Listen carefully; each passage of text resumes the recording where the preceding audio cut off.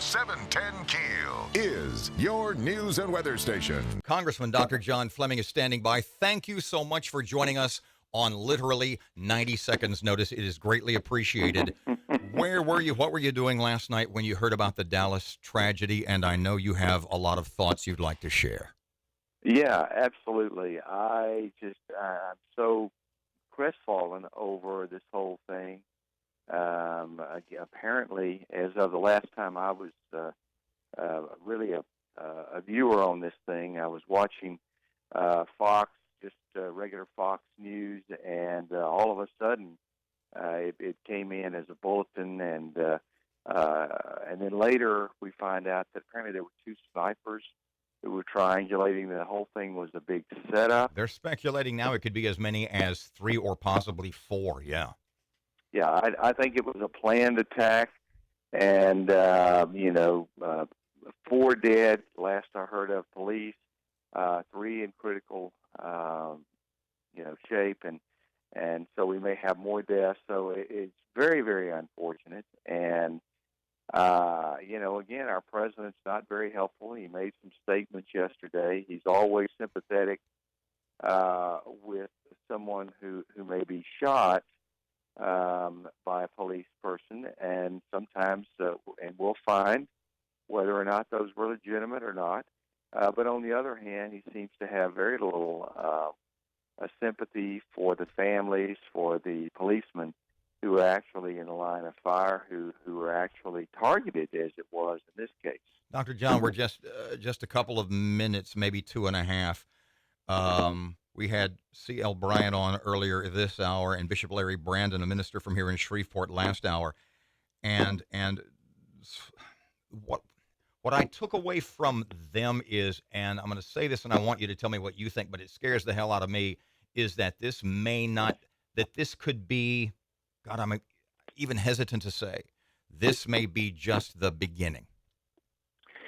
Well, it really makes me think about, I'm old enough to remember Watts, remember the Watts riots and other riots that we had back in the 60s and the 70s. It's reminiscent of that, again, happening in the summertime, where people don't have anything to do but, stir up trouble. And it just seems like that there's so many involved in this that have no interest in solving the problem. Pardon me, John. I had made the same analogy earlier in the hour because I was in college in 1970. But for the first time, this was almost a military-style triangulated attack, and that is what frightens me about this. Yeah, absolutely. It means that people are organizing to attack our law enforcement officers, our first responders. It means that it suggests, I don't know, I think that was the word you were hinting at, a war. And that's not what we want in this country. We want our problems, our cultural problems, our community problems. We want them resolved, and we need the police and the community to come together and work out these problems.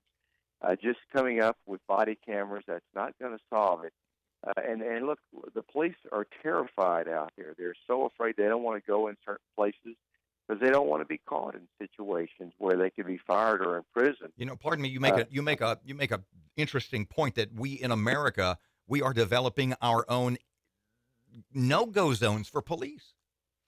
Yeah, absolutely. And again, there are people who are behind this. There are criminal elements, people who want this, and you better believe terrorists are going to take advantage of this. You said criminal elements. Do you think at some level too political elements all be though they're nefarious?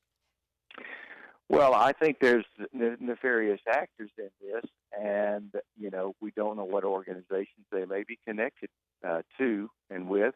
But I'm not suggesting that it would be a political party or anything of that nature. No, neither was I. But well, go ahead. I'm sorry. Yeah. Well, I was just going to say, we know that there's likely, as a result of this, there's likely some underground activity again, just like we had in the 60s.